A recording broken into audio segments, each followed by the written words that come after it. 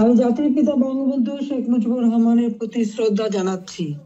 আমি শ্রদ্ধা জানাই জাতীয় চার নেতার প্রতি, ৩০ লক্ষ শহীদের প্রতি, ২ লক্ষ মা বোনের প্রতি। আমি আমাদের মুক্তিযোদ্ধাদের জানাই সশ্রদ্ধ সালাম।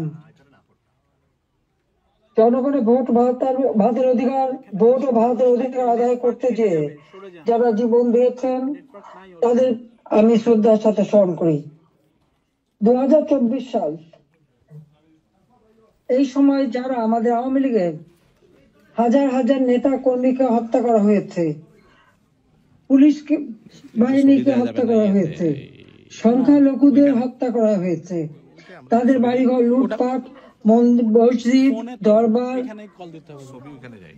দরগা শরীফ, মন্দির, গির্জা, প্যাগোডা ধ্বংস করা হয়েছে।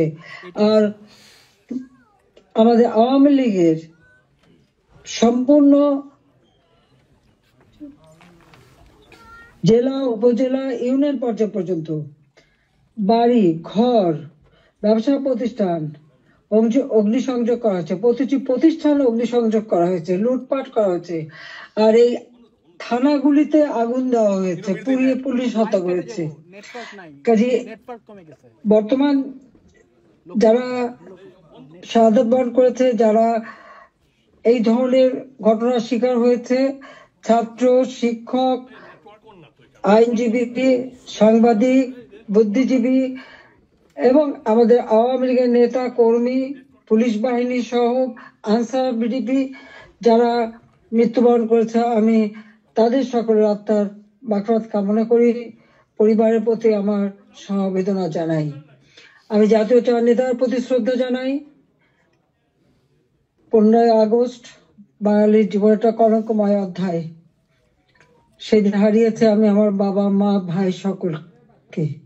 আমার মা বেগম ফজিলাতুন্নেসা, আমার 3 ভাই কামাল, জামাল, রাসেল, কামাল জামালের নবপরিণীত বধূ সুলতানা রুজি, আমার একমাত্র চাচা শেখ আবু নাসের,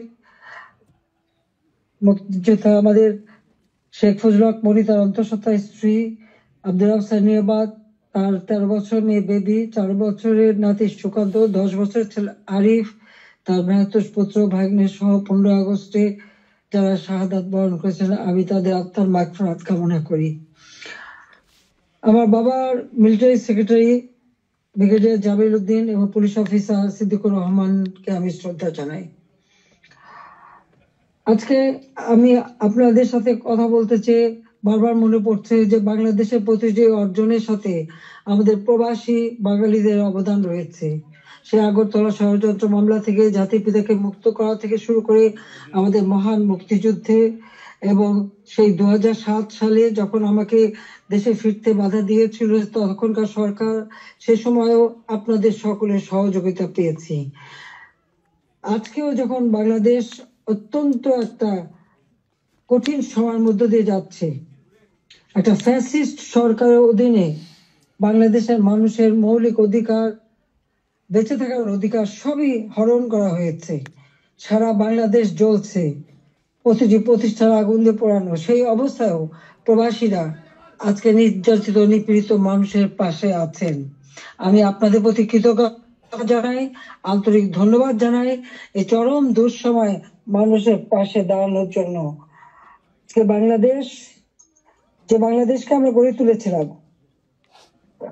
জাতির পিতার স্বপ্নের বাংলাদেশ হিসেবে, ক্ষুধা দারিদ্র্যমুক্ত বাংলাদেশ হিসেবে, অর্থনৈতিকভাবে বাংলাদেশ উন্নত হয়েছিল, কিন্তু আজকে আমরা দেখি যে একে একে সব ধ্বংস করা হয়েছে।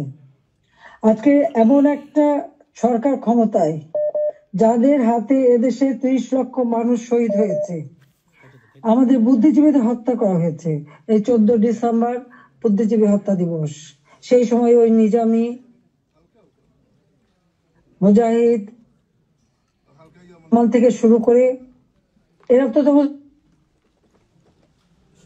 বিদ্যালয় সহ বিশ্ববিদ্যালয় থেকে শিক্ষক, ইঞ্জিনিয়ার, ডাক্তার সকল বুদ্ধিজীবীদেরকে তুলে নিয়ে যে নির্মমভাবে হত্যা করা হয়। বাংলাদেশকে মেধাশূন্য করার একটা চেষ্টা করা হয়েছিল সেই সময়। একদিকে পাকিস্তানি হানাদার বাহিনী, তাদের গণহত্যা, আর সেই সাথে সাথে এই আলবদর রাজাকার আল শামস বাহিনী বানিয়ে আমাদের একদিকে গণহত্যা, পাকিস্তানি হানাদার বাহিনীকে সহযোগিতা করা, অপরদিকে বুদ্ধিজীবীদের হত্যা করেছিল, যারা সেই ডিসেম্বর মাসের 14 তারিখ মানে 10 তারিখ থেকে 14 তারিখ পর্যন্ত কয়েক শত বুদ্ধিজীবীকে নির্মম ভাবে হত্যা করে। আমি তাদেরও আত্মার শান্তি কামনা করি, মাগফিরাত কামনা করি।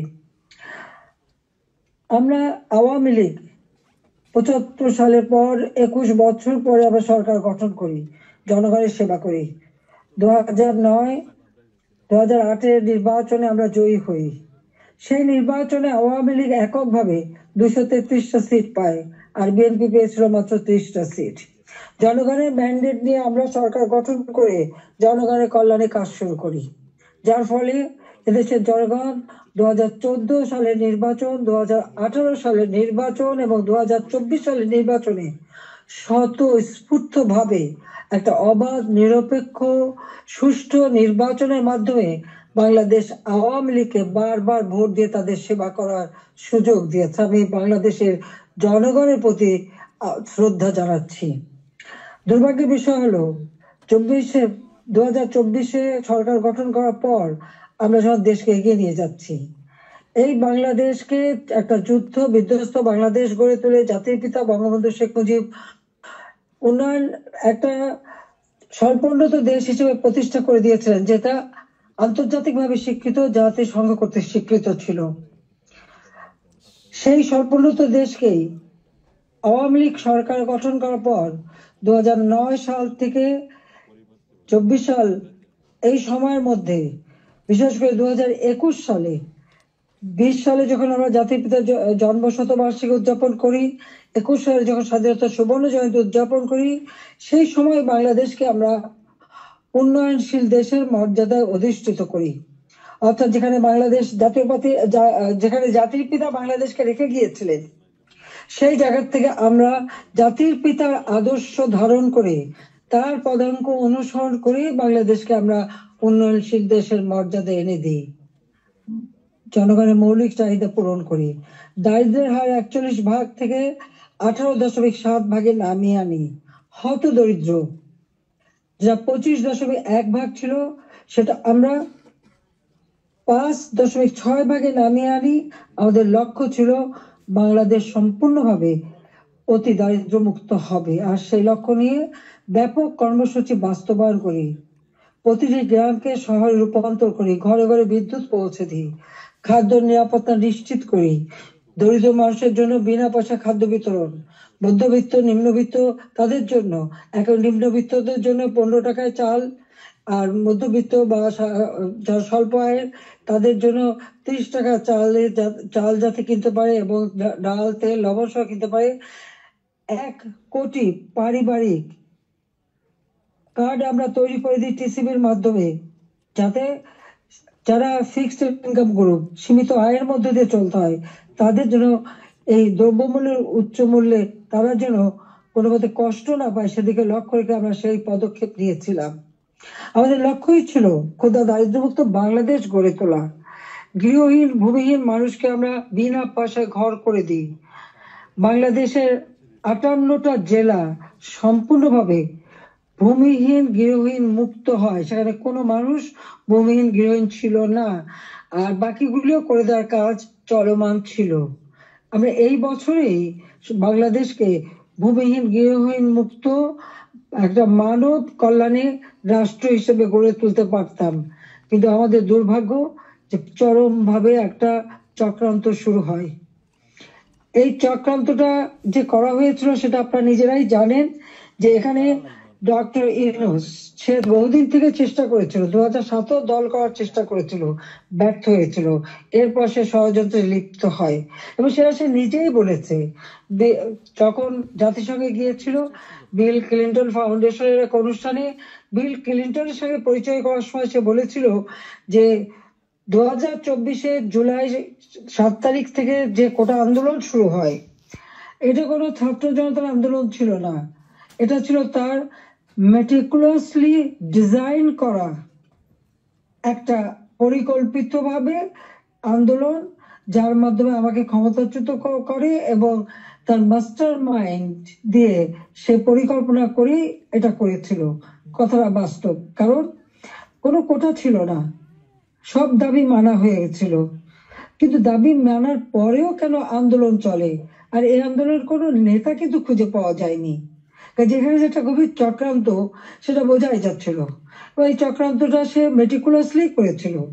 তার চক্রান্ত 1, 2, 3 অর্থাৎ ABC, এইভাবেই ডি, এভাবেই তার পরিকল্পনা করা। প্রথমে আন্দোলন সে সফল করলো, এরপর সব জ্বালা পোড়াও। জাতির পিতা বঙ্গবন্ধু স্মৃতি জাদুঘর, ওই ছবিটুকু তো আমরা 2 বোন পেয়েছিলাম। আমরা তো ভোগের জন্য নেইনি, জনগণকে এই সম্পদ দান করেছিলাম। সেই বঙ্গবন্ধু ভবন, স্মৃতি জাদুঘর আগুন দিয়ে পড়ায় একসাথে, ওই লাইনে 9টা বাড়ি পড়ায়, 4টা মানুষ পুড়ে মারা যায়। খালি এখানেই না, সারা বাংলাদেশ আগুন দিয়ে জ্বালায় তারা। সেই মেট্রো, ওই ইউনূসের একজন সমন্বয়ক, সে সে নিজেই স্বীকার করেছে পুলিশ হত্যা এবং মেট্রো রেলে আগুন না দিলে নাকি তাদের বিপ্লব সফল হতো না। তো পুলিশ হত্যা এবং মেট্রো রেল আগুন দেওয়া, অর্থাৎ শুধু মেট্রো রেল নয়, যে কটা প্রতিষ্ঠানে আগুন দিয়েছে, বিটিভি থেকে শুরু করে আমাদের সেতু ভবন, সড়ক ভবন, দুর্যোগ মন্ত্রণালয় ভবন, সবই তাদের ওই পরিকল্পনার অংশ। এবং সেই সাথে বঙ্গবন্ধু ভবন থেকে শুরু করে আওয়ামী লীগের সকল নেতা কর্মীদের বাড়ি ঘর, ব্যবসা প্রতিষ্ঠান সব অগ্নি সংযোগ করে পুড়িয়ে দেওয়া হয়েছে।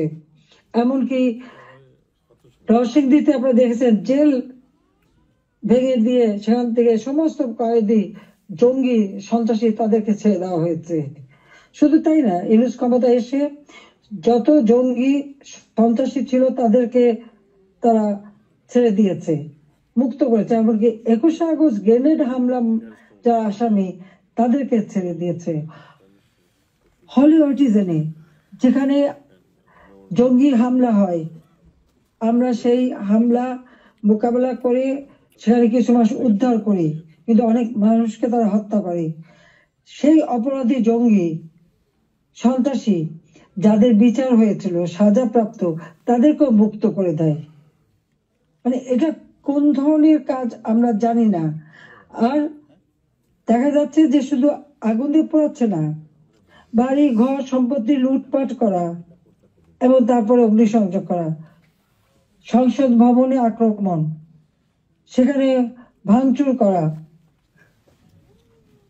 চিফ জাস্টিস তাকে অপমান করে, লাঠি সোটা নিয়ে তাকে অপমান করে তাকে পদ থেকে বাধ্য করা, নির্বাচন কমিশন, পাবলিক সার্ভিস কমিশন, মানবাধিকার কমিশন করে এক এক প্রতিষ্ঠান, প্রত্যেকটা প্রতিষ্ঠান ধ্বংস করেছে।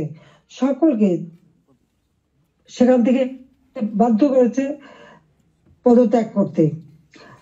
আওয়ামী লীগের নেতাকর্মী শুধু না, আমাদের যারা বুদ্ধিজীবী, সাংবাদিক, 300 সাংবাদিকের অ্যাক্রেডিটেশন কার্ড বাতিল, চাকরিচ্যুত। 106 জন সাংবাদিকের বিরুদ্ধে হত্যা মামলা। এখন প্রায় 1700 সাংবাদিক গ্রেপ্তার, বন্দী। আওয়ামী লীগের কয়েক হাজার নেতা কর্মী, প্রায় 4-5 হাজার নেতা কর্মী তাদেরকে হত্যা করেছে, আহত করেছে। পুলিশ 3000-এর মতো পুলিশ পুলিশকে হত্যা করেছে। আনসার 40 জন আনসারের কোনো খবরই নাই, তাদের গুম হয়ে গেছে, তারা আর বাড়ি ঘরে আসতে পারে না, জানেও না তারা কোথায় আছে। তাদেরকে মেরে তাদেরকে লাশ পর্যন্ত গুম করে দেওয়া হয়েছে। ব্যবসায়ী, সাংবাদিক, সংস্কৃতি কর্মী, পেশাজীবী প্রত্যেকের বিরুদ্ধে মিথ্যা মামলা আর হত্যা মামলা। আমি জানি না পৃথিবীর কোনো দেশে এত হত্যা মামলা হয় কিনা। আমার নিজের একার বিরুদ্ধেই তো বোধহয় 250 মামলা, তাও আবার হত্যা মামলাই অধিকাংশ।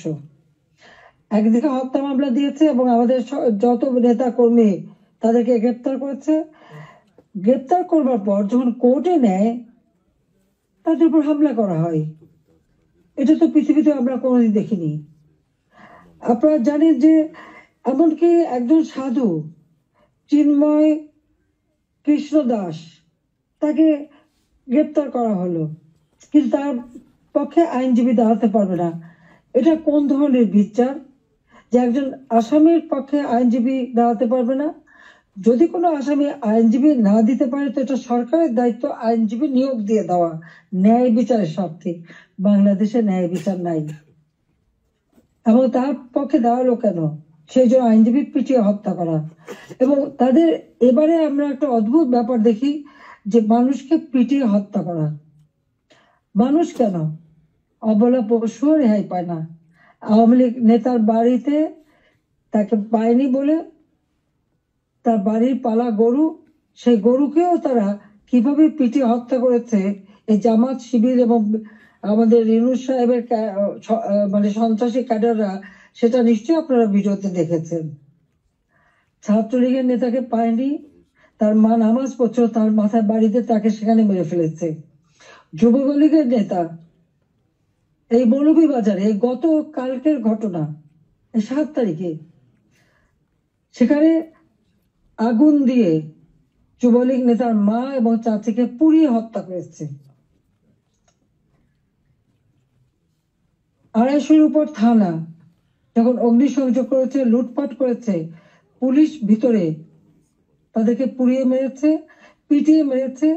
এমনকি একটা অন্তঃসত্ত্বা পুলিশ হাত পা ধরেছে যে ভাই আমাকে মারবেন না, আমার পেটে বাচ্চা। তাদের কথা কান দেয়নি, তাদেরকে পিটিয়ে পিটিয়ে হত্যা করেছে। সরকারি কর্মচারীদের উপর পর্যন্ত নির্যাতন চলছে। কর্মকর্তা কর্মচারীদের হয়রানি, গ্রেপ্তার, মামলা দিয়ে চাকরিচ্যুত অথবা ওএসডি করা হচ্ছে। এটা জানি না রিমান্ডে নিয়ে নির্যাতন করছে। আমাদের আওয়ামী লীগের নেতা থেকে শুরু করে সকলকেই রিমান্ডে নেওয়ার পর তাদের উপর অকথ্য অত্যাচার হচ্ছে, নির্যাতন করা হচ্ছে। চরম মানবাধিকার লঙ্ঘন চলছে বাংলাদেশে, চরম একটা ফ্যাসিস্ট সরকার। আমার বিরুদ্ধে কথা বলা হয় আমি নাকি ফ্যাসিস্ট ছিলাম, আমি নাকি স্বৈরাচারী ছিলাম। তা আমি একটা প্রশ্ন করি, আমার সময় তো সংবাদপত্র, টেলিভিশন, রেডিও, সোশ্যাল মিডিয়া সবই তো সম্পূর্ণ স্বাধীনতা ভোগ করেছে। যার যখন যেরকম আলোচনা করা দরকার করেছে, টক শুধু যত রকমের সমালোচনা করা তারা করেছে। রেডিও, টেলিভিশন, সংবাদপত্র সবই তো স্বাধীন ছিল। কই এখন তো তারা কোনো নিউজ দিতে পারে না। প্রত্যেক জায়গায় ইউনূসের ওই ইউনূস তো নিজেই একটা মাস্টার মাইন্ড খুনি, তার এজেন্ট সব জায়গায় আছে। প্রত্যেক জায়গায় তারা ঠিক করে দেয় কোন সংবাদ যাবে কোন সংবাদ যাবে না। এই যে বাংলাদেশে এত ঘটনা ঘটে যাচ্ছে, প্রায় 1 কোটির মতো প্রতিষ্ঠান শুধু অগ্নিসংযোগ করে ধ্বংস করা হয়েছে। ইন্ডাস্ট্রি, হোটেল, 5 স্টার হোটেল থেকে শুরু করে কোনো কিছু বাদ যায় নাই তাদের আক্রমণ থেকে। কেউ কি কোনো সে একটা নিউজ দিতে পেরেছে? কেউ কি কোনো সংবাদ দিতে পেরেছে? কেউ কি বিচার চাইতে পেরেছে? বিচার চাওয়ারও সুযোগ নেই, থানায় মামলা দেওয়ার সুযোগ নেই।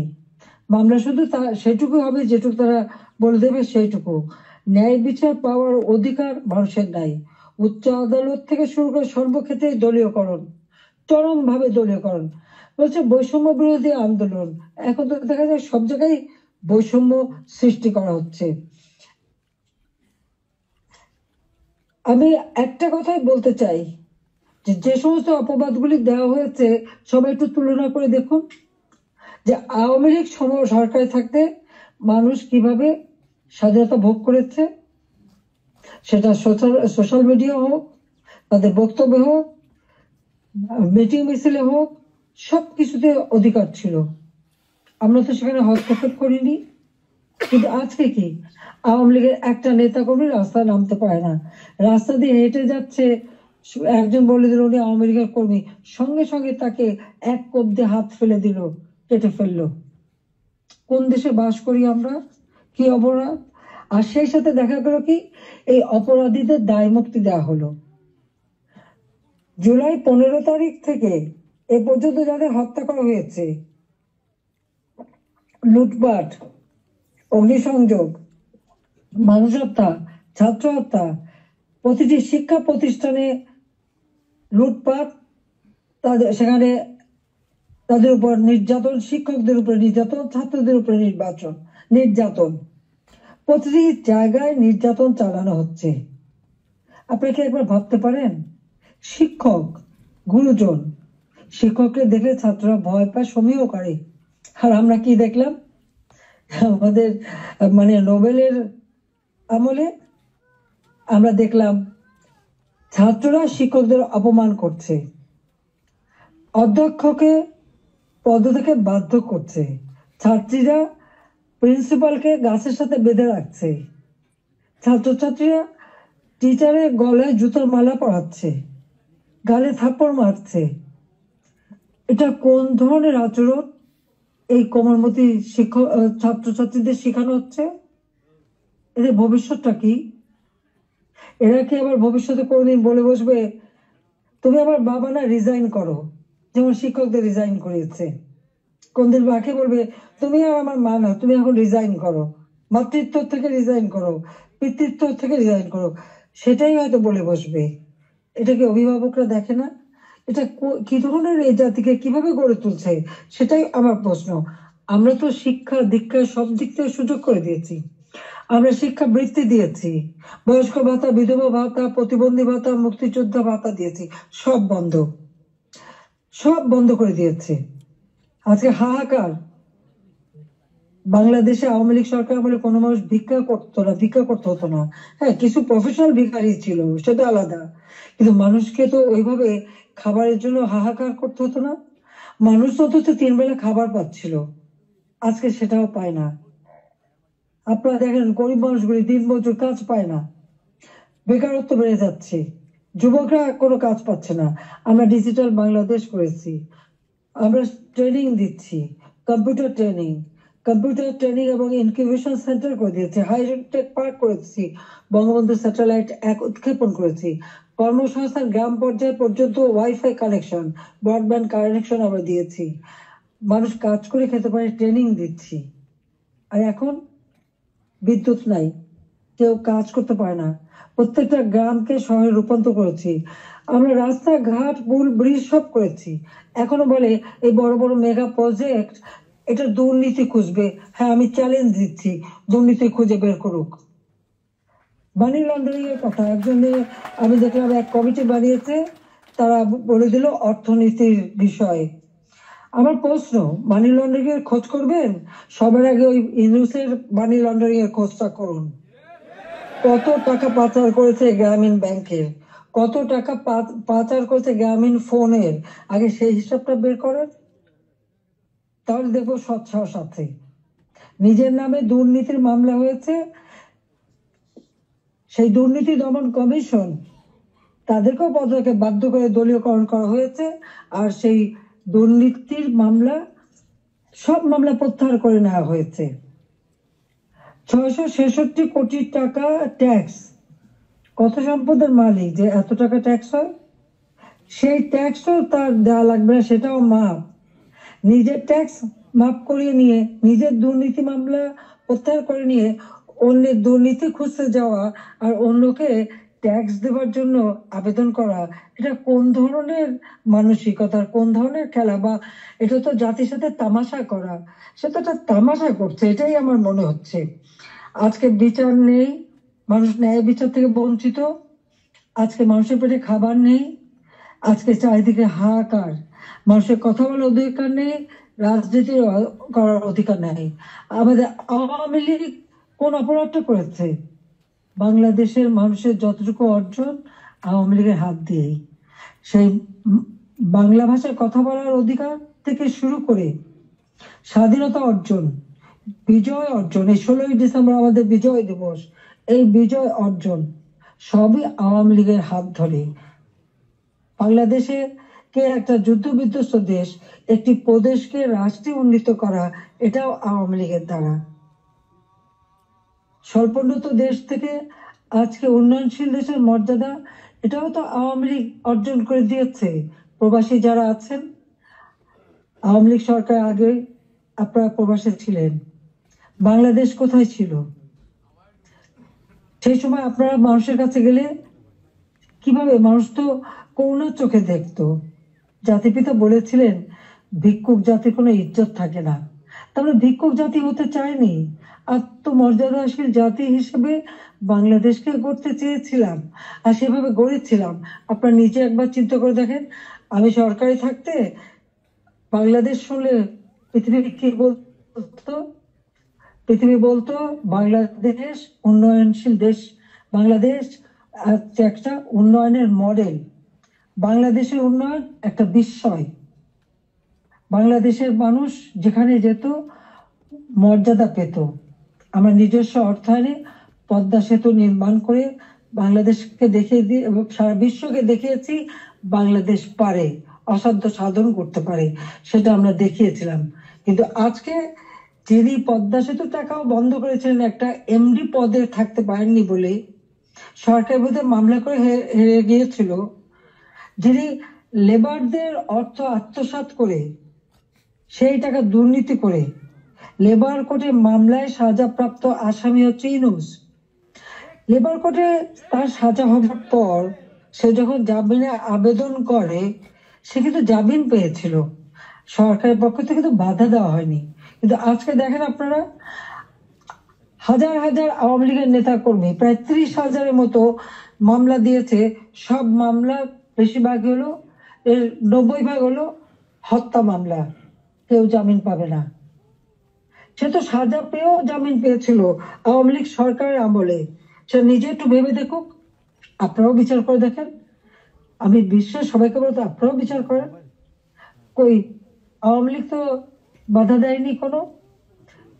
ন্যায় বিচার পাওয়ার অধিকার সকলে আছে, কোর্ট সম্পূর্ণ স্বাধীন ছিল, বিচার বিভাগ স্বাধীন ছিল, কাজে সেখানে মানুষ সেই স্বাধীনতা ভোগ করেছে।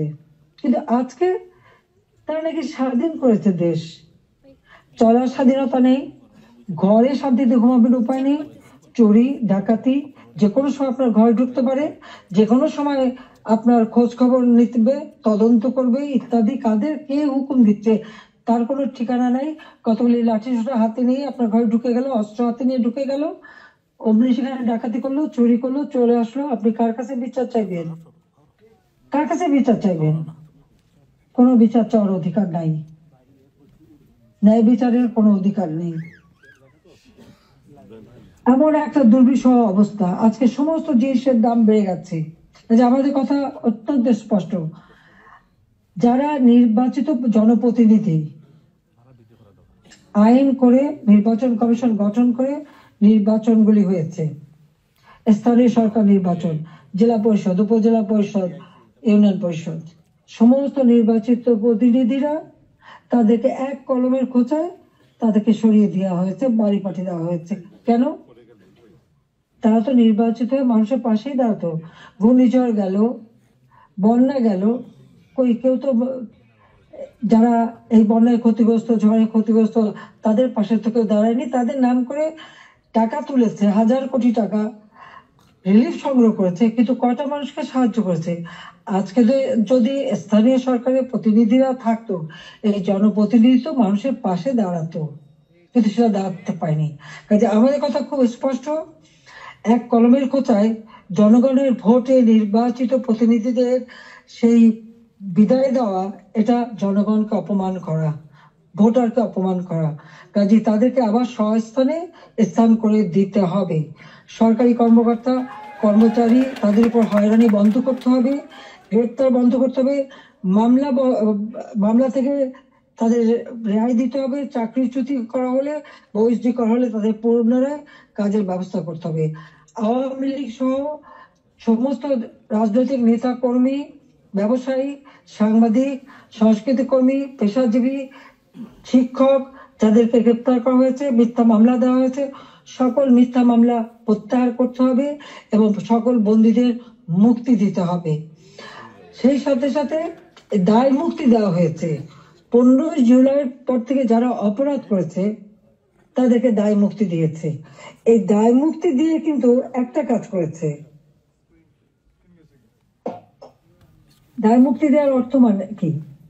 তার মানে এরা অপরাধী।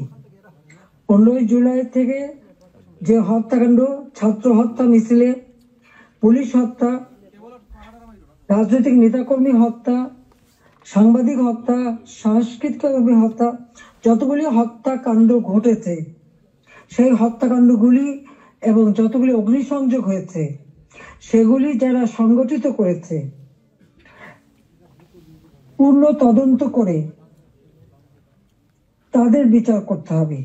আর এই মিথ্যা মামলাগুলি যাদের বিরুদ্ধে দেওয়া হয়েছে সব মামলা প্রত্যাহার করতে হবে।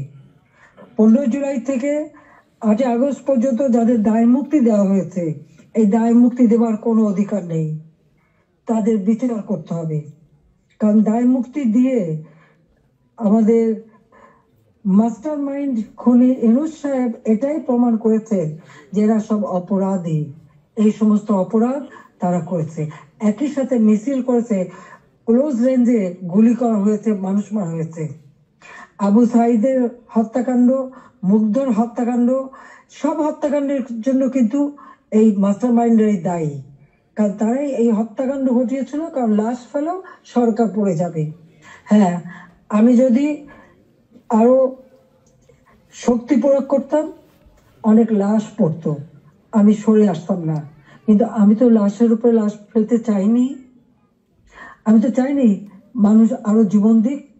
কারণ আমি তো স্পষ্ট দেখতে পাচ্ছি যে পরিকল্পিতভাবে হত্যা হচ্ছে, পুলিশকে খামাখা দোষারোপ দিচ্ছে, পুলিশকে তো রাবার বুলেট ব্যবহার করেছে এবং যখন পুলিশকে মেরে ঝুলানো হয়েছে তখন তারা তাদের জীবন বাঁচাতে চেষ্টা করেছে। এটা কিন্তু একটা ইউনিভার্সাল সিস্টেম, এটা বিশ্বব্যাপী আছে, তাদেরও আত্মরক্ষার সুযোগ আছে। কিন্তু যারা এভাবে পিটিয়ে পিটিয়ে হত্যা করলো, যারা আগুন জ্বালিয়ে দিয়ে পুড়িয়ে হত্যা করলো, তাদের বিচার কেন হবে না? যারা ঘরে ঘরে যে লুটপাট করলো, আগুন দিল, এমপি হোস্টেল, সংসদ ভবন, সেগুলি যারা ভাঙচুর করেছে, প্রত্যেকটা এমপির হোস্টেলের রুম তারা লুটপাট করেছে তালা ভেঙে ভেঙে। প্রথমে চুরি করেছে, লুটপাট করেছে ছাত্র নামধারী, তারপরে সেখান থেকে পরে পুলিশে দিয়েছে। প্রত্যেকটা বাড়ি বাড়ি যে হামলা, লুটপাট। আমাদের তো কিছুই নেই, গণভবন লুটপাট, আমি তো গণভবন ছেড়ে দিয়ে আসছি। আমরা দেখলাম ইউনূস সাহেব নিজেই তার সমন্বয়কদের নিয়ে চলে গেছেন গণভবনে, কাজে লুটপাটের কিছু ভাগ বটরা নেওয়ার জন্য। সেখানেও যার যায় উনিও সেই লুটপাট করেছেন। কাজে এই লুটেরা এখন দেশ লুট করছে। শেয়ার মার্কেটে লক্ষ কোটি টাকা পাচার হয়ে গেল, কোথায় গেল ওই টাকা? ব্যাংকগুলি এক এক করে সব বসে যাচ্ছে। কেন? অর্থনীতিকে এভাবে কেন ধ্বংস করলো? যেখানে মাথা পিছু আয় আমরা বাড়িয়েছিলাম, আমরা আজকে আন্তর্জাতিকভাবে স্বীকৃত যে বাংলাদেশ উন্নত হচ্ছে, 35তম অর্থনীতির দেশ আমাদের লক্ষ্য ছিল। আমরা প্রকৃতপক্ষে এটা 25তম আমরা করে ফেলেছিলাম। আমরা আরো উন্নত করতাম, 26 সালের মধ্যে বাংলাদেশ আরো এগিয়ে যেত। 41 সালের মধ্যে বাংলাদেশকে আমরা একটা আধুনিক স্মার্ট বাংলাদেশ গড়ে তুলব, সেই লক্ষ্য নিয়ে আমরা কাজ করছিলাম। কেন বাংলাদেশকে এই বাংলাদেশের অগ্রযাত্রা ব্যাহত করা হলো, সেই জবাব এই খুনি ইউনূস, ফ্যাসিবাদ, স্বৈরাচার, তাকে দিতে হবে। সেই জবাব তাকে দিতে হবে, তার ওই মাস্টার মাইন্ড এবং তার সমন্বয়কদের দিতে হবে, তার উপদেষ্টাদের দিতে হবে। শুনি কোন কোন বলে হাসিনার বিচার করবে। কি বিচার করবে? আমি তো কি অন্যায় করেছি? গরিবের পেটে ভাত দিয়েছি, এটা অন্যায়? দারিদ্র মুক্ত করেছি, এটা অন্যায়? জনগণকে কথা বলার সুযোগ দিয়েছি, ভোটের অধিকার ফিরিয়ে দিয়েছি, হত্যাকুর ষড়যন্ত্র রাজনীতি বন্ধ করেছি, এইগুলি আমার অন্যায়? আমার হাত দিয়ে তো কোনো খুন হয়নি, আমি তো মানুষের জীবন নিতে আসিনি, আমি মানুষের জীবন দিয়েছি, জীবন উন্নত করেছি। যারা জীবন নিয়েছে, যারা হত্যাকাণ্ডের সঙ্গে জড়িত, তাদের বিচার হবে। এবং সংবিধানের 7ম অনুচ্ছেদের খ অনুযায়ী কেউ যদি অবৈধভাবে ক্ষমতা দখল করে তার বিচার হয়। একজন জনপ্রতিনিধি আরেকজন জনপ্রতিনিধির কাছে ক্ষমতা হস্তান্তর করতে পারে। আমি তো সেই সুযোগ পাইনি। হ্যাঁ, আমি সরে এসেছিলাম যেন লাশের উপরে লাশ না পড়ে, সেই জন্য। দুর্ভাগ্যের বিষয় যে থামেনি। একদিন ইনশাআল্লাহ সেই দিন আসবে, এই খুনিদের বিচার একদিন বাংলা মাটিতে হবেই হবে। কারণ আমরা করি, সেটা আমরা করব। যেমন যুদ্ধ অপরাধীদের বিচার করেছি, 15 আগস্টের হত্যাকারীদের বিচার করেছি। আমি জানি এই যুদ্ধ অপরাধীদের বিচার করেছি বলেই আমার বিরুদ্ধে মামলা এবং আইসিটিতে ওই আন্তর্জাতিক যে ট্রাইব্যুনাল আমরা করেছিলাম যুদ্ধাপরাধীদের বিচার করতে, আজকে সেই কোর্ট করে সেখানে আমার মামলা হবে, সেখানে আমার বিচার হবে কেন? সেই সময় যুদ্ধাপরাধীদের যে ডিফেন্সে ছিল তাকেই করেছে চিফ প্রসিকিউটর এই আইসিটির। আর জামাতের একটা দল হয়েছিল এবি পার্টি, সেই পার্টির যে একজন প্রেসিডেন্ট ছিল সে হয়ে গেছে এই আইসিটির চেয়ারম্যান। তো সেখানে ন্যায় বিচার কি করে হবে? আর এটা কিভাবে করে? এটাও তো একটা বিচারের একটা নর্মস তাতে পড়ে না, কিন্তু গায়ের জোরে সব করবে তারা, কারণ তাদের হাতে অস্ত্র আছে, লাঠি আছে, পেটোয়া বাহিনী আছে, সন্ত্রাস বাহিনী আছে, সেটা দিয়েই তারা এই বিচার করতে চায়, এটাই তারা করবে, এটাই তাদের লক্ষ্য। যাক, আমি অনেক সময় নিলাম, আপনারা ধৈর্য ধরে আমার বক্তব্য শুনেছেন, আমি আপনাদেরকে আন্তরিক ধন্যবাদ জানাই। ইনশাল্লাহ এই বিজয়ের মাস আমাদের, এই অন্ধকার কেটে যাবে, নতুন সূর্য উদিত হবে, বাংলাদেশ আবার উন্নয়নের পথে এগিয়ে যাবে। এই ফ্যাসিস্ট খুনি পরিকল্পিতভাবে যে আমাদের দেশকে ধ্বংস করছে, এই খুনি ইউনূস এবং তার যে চালাচামুন্ডা সন্ত্রাস বাহিনী, তার উপদেষ্টা, তার সমন্বয়ক, ইনশাআল্লাহ বাংলাদেশের জনগণই তাদের বিচার করবে, সে বিচার হবে, এটা অবশ্যই হবে, আমি বলতে পারি, কারণ আমরা ন্যায়ের পথে আছি, সত্যের পথে আছি। আমি জনগণের কল্যাণে কাজ করি, জনগণের ভাগ্য পরিবর্তন করেছিলাম, সেটা নষ্ট করেছে। ইনশাআল্লাহ আবার এদেশের মানুষ জেগে উঠবে, আবার বাংলাদেশের মানুষ বিশ্বব্যাপী মর্যাদা পাবে, সম্মান পাবে। সবাইকে আমি আন্তরিক ধন্যবাদ জানাই, আবারও ধন্যবাদ জানাই আমাদের প্রবাসীদের, আমাদের অর্থনীতিতে আপনাদের অনেক অবদান, আমাদের দেশের অগ্রযাত্রা, দেশের প্রতিটি অর্থনীতি প্রবাসীদের অবদান রয়েছে, সেজন্য সকলকে আমি আন্তরিক ধন্যবাদ জানাই, কৃতজ্ঞতা জানাই। সকলে ঐক্যবদ্ধ হন, এই ফ্যাসিস্ট স্বৈরাচার ইউনূস সরকারের হাত থেকে দেশ যেন মুক্ত হয়, দেশের মানুষ যেন আবার তাদের সুষ্ঠু জীবন ফিরে পায়, সেই কামনা করে জাতির পিতার স্বপ্নে সোনার বাংলা ইনশাল্লাহ আমরা গড়ে তুলব, সেই প্রত্যয় ব্যক্ত করে আমার বক্তব্য শেষ করছি। খোদা হাফেজ।